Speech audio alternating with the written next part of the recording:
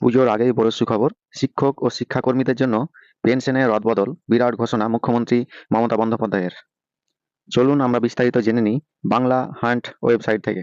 বলছে, এবারে বড় পদক্ষেপ নিল মমতা সরকার, এক ফোনেই সব মুশকিল আসান। বলছে, বহুদিনের দাবি ছিল, অবশেষে পুজোর আগেই পেনশন ব্যবস্থায় বড় আনলো রাজ্য সরকার, বড় পরিবর্তন আনলো।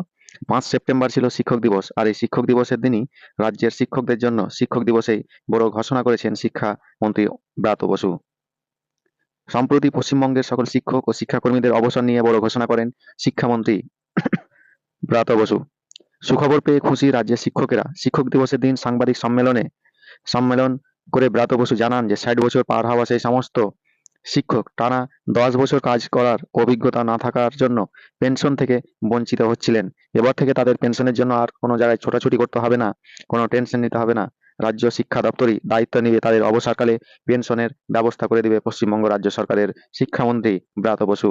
দীর্ঘদিন ধরেই পেনশনের ক্ষেত্রে শিক্ষা দপ্তরের নিজস্ব বিধি রয়েছে, যেখানে বলা আছে 10 বছর নিরবিচ্ছিন্ন চাকরির কথা। তবে 9 বছর 6 মাস নিরবিচ্ছিন্ন চাকরি করলেও বাকি সময়টা মর্যাদা করার কথা বলা হয়েছে। যদিও দেখা যায় সেই বিষয়ে শিক্ষকদের অনেক ঝাঁকি পোহাতে হয়।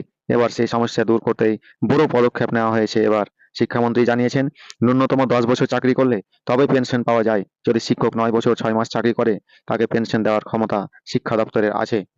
এতদিন সেই ক্ষমতা প্রয়োগ না করা হলেও এবার থেকে 9 বছর 6 মাস চাকরি করলে বাকি কয়েক মাসের জন্য শিক্ষা দপ্তর বিষয়টি খতিয়ে দেখবে এবং উপযুক্ত পদক্ষেপ নেবে বলে জানিয়েছে রাজ্য সরকারের শিক্ষামন্ত্রী ব্রাত্য বসু।